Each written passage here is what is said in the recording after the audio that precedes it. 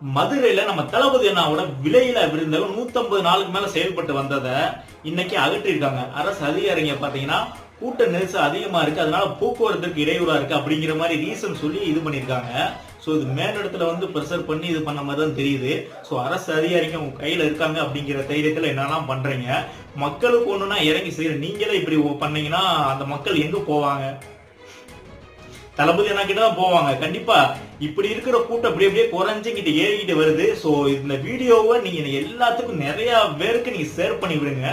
So மக்களுக்கு ஒண்ணுனா தளபதி அண்ணாவோட தமிழக வெற்றிகளும் என்ன பண்றாங்க, அதை இப்போ உள்ள அரசு அதிகாரிகள் இப்போ உள்ள அரசு என்ன பண்றாங்க அப்படிங்கறத பார்க்கணும். நிறைய பேருக்கு ஷேர் பண்ணி விடுங்க. இந்த வீடியோவை பாக்குற எல்லாருமே ஷேர் பண்ணி விடுங்க. 250 300 பேருக்கு மேல ஒரு நாளைக்கு அந்த விருந்தத்தில் சாப்பிட்டு வயிறார சாப்பிட்டு போயிட்டு இருக்காங்க. அதை அகற்றிருக்காங்கன்னா அது எவ்வளவு பெரிய கொடுமை. ஏன்னா போக்குவரத்து நெரிசலா இருக்குன்னா அரசு அதிகாரிகள் அதை கட்டுப்படுத்தி அதை கொண்டு போகணும். சோ மக்களை ஏன் இது பண்ணணும்?